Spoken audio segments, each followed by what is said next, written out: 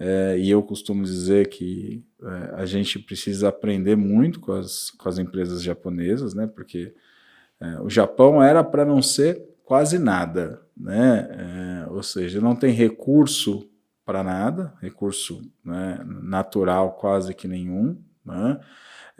Sofre com fatores climáticos absurdos, então neve, quando neva, quando é frio é muito frio, questões de tsunami, terremotos, ou seja, vários fatores para o país não ser o país que é. E pelo contrário, apesar de todas as diversidades, né, de solo, de clima, de tudo isso, né, de estar meio que isolado do mundo também, porque o Japão está dentro de, né, uma ilha isolada do mundo também, né, que também isso prejudica, porque, né, o transporte ali terrestre acaba sendo bem limitado, mas mesmo assim é uma das maiores potências econômicas do mundo, né? Para mim, o maior exemplo de eficácia. E aí conta um pouquinho para a galera como foi essa experiência, como que, né, o japonês cuida dos processos em si. Até você, quando começou aqui, eu gostei bastante, você falou assim, Alazinho, realmente é isso, mas tem muitos pontos que eu, particularmente como RH hoje, não concordo com a forma com que eles executam. Mas conta um pouquinho para essa galera, essa cultura japonesa, essa cultura da eficiência, da eficácia. Então, conta um pouquinho para essa galera. Lá eles são muito rígidos, né? Então, principalmente em relação ao horário, né? Se você tem um compromisso com um japonês às 9 horas, você tem que estar lá 10 para as 9. Se você chegar às 9 horas, ele já vai achar ruim, porque você chegou às 9, você não se preparou para recebê-lo, né? E no ambiente de trabalho é a mesma coisa, né? Se o seu horário de trabalho é às 8, não é 8 horas que você chega e marca o seu ponto. Você tem que chegar umas 7h30 para 8 horas você iniciar suas atividades, né? Então isso foi uma coisa que me fez crescer bastante, né, como pessoa, porque eu fui com 19 anos, então não tinha toda essa responsabilidade, não tinha uma experiência de ser tão regrado aqui no Brasil. Então chegar lá para mim foi um choque cultural, né?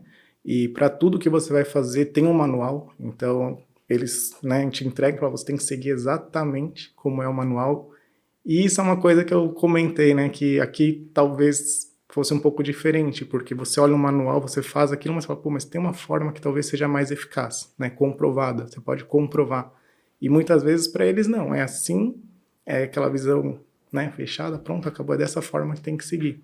É muito bom, porque são processos, então eles são replicáveis em qualquer outra área, né, eu trabalhei em fábrica, então esse modelo era replicado em diversas linhas de produção, né, era sempre o mesmo processo, então você podia sair de uma e para outra, podia mudar o modelo do que estava sendo fabricado, mas o processo era sempre o mesmo, né? Acho que isso é bem importante para você poder replicar processos. Mas ao mesmo tempo acaba não evoluindo muito, porque fica fechado daquela maneira e eles não aceitam muito a opinião de quem vem de fora, né? Se eles determinaram que aquele é o método deles, pronto, acabou, eles não abrem espaço para evolução, né? Algumas sim, algumas utilizam Kaizen, alguns métodos que a gente utiliza aqui no Ocidente, né, que vieram para o Ocidente também, mas a maioria lá é muito fechada no processo deles, né? Quantos anos foram lá, Edu? Total foram 5, eu fui 2 vezes, né? Morei 2 vezes lá, né? Morei dos 19 aos 21 e depois eu fui com 25 até os 28, mais ou menos isso. Tá. Foram 2 períodos diferentes. Foram 2 períodos diferentes. Mas eu tive um chefe japonês que ele adorava brasileiro, que ele falava que o brasileiro sempre dava um jeito de fazer as coisas mais rápido, o brasileiro era muito criativo, né? Tanto que ele adorava uma palavra brasileira, gambiarra. Ele fala assim, gambiarra. Ele chegava pra gente e falava gambiarra, que ele queria que a gente fizesse mais rápido, encontrasse uma forma de fazer mais rápido, porque ele não tinha essa mentalidade fechada, né? Ele já tinha essa mentalidade mais aberta de que os processos poderiam ser melhorados, né? Então, isso foi bem bacana, da gente conquistar esse espaço, né? O brasileiro, ele é muito bem visto como mão de obra no Japão, porque ele é mais dedicado que outras nacionalidades ali, muitas vezes até que o próprio japonês. Né? O brasileiro se dedica muito, ele se doa muito lá, né? Então tem essa imagem positiva no ambiente de trabalho. Legal. Mas uma curiosidade aí apenas, você falou do brasileiro, mas o brasileiro descendente, ou seja, é raro ver o brasileiro ocidental lá dentro, ou você enxerga o brasileiro, você consegue ver o brasileiro ocidental lá dentro? Então, o brasileiro ocidental geralmente ou ele é casado com um descendente, ou Tá, se não são para vagas, para empresas muito específicas, né? Ou esportistas. E aí o tá. esportista brasileiro lá é muito bem visto porque acho que o maior número de estrangeiros ali é dentro do futebol, né? Então, Uhum. o brasileiro e no futebol também, se você observar, o jogo do japonês é muito regrado. Eles seguem ali o cumprimento tático certinho. E o brasileiro não, o brasileiro tem a coisa do improviso, né? É o cara que faz diferente. Então, nesse sentido também é muito bem visto lá, né? Tanto que para desenvolver o futebol deles, o Zico foi para lá, né? Um cara Sim. diferente para poder quebrar esse paradigma, né, do japonês só seguir o que é determinado.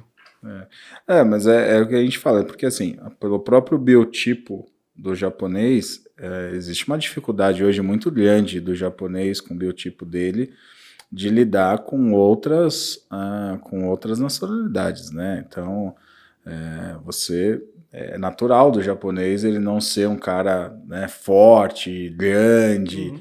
né? É o biotipo japonês de fato. E ele precisa, eu vejo muito, sabe que assim, eu admiro muito o vôlei japonês. Né? O vôlei japonês acho que é um dos esportes que eu mais admiro. Claro, para quem me conhece sabe que o que eu mais admiro é o judô no Japão, né? Isso aí não tenho o que falar. Mas o vôlei japonês é um dos que eu mais admiro, por quê? Porque você vê nitidamente a diferença de biotipo entre jogadores japoneses e qualquer outro jogador do mundo inteiro. Mas, cara, para você derrubar uma bola, né, num time japonês é dificílimo, porque os caras têm uma agilidade para correr para cá, para lá, e salta e vem e tal, e uma disciplina absurda, né? Uma disciplina absurda que isso me encanta muito. Além, obviamente, do judô, né? Que para mim é o concurso, né? Então toda aquilo que, né, para quem me conhece sabe, daquilo que eu adquiri na vida, aliás, da minha família, graças ao judô, né, toda a disciplina, todo o conhecimento, toda a questão, né, realmente de ética, de treinamento contínuo, né, vem tudo do judô, que a Budokan lá no Japão nos trouxe com o Sensei Jigoro Kano, né? E aí, do que você vê assim? Você falou assim, Lazi, mas tem muita coisa que aqui, lá poderia ser diferente, que aqui no RH a gente usa, que lá a gente não consegue usar. Quais seriam esses pontos? Aí me cita uns 2 pontos aí que você acredita que daria para trabalhar mais. Essa questão de escutar melhor a pessoa, como que é isso? Acho que valorizar o ser humano de maneira integral, né? Como eu já falei lá, os processos são muito definidos, então para ele se sair um e entrar outra pessoa, tá tudo bem, porque o processo já está definido, independente de quem executar para eles, vai executar bem. E aí eu acho que falta esse olhar mais humano, né? Olhar o ser humano, entender o ser humano.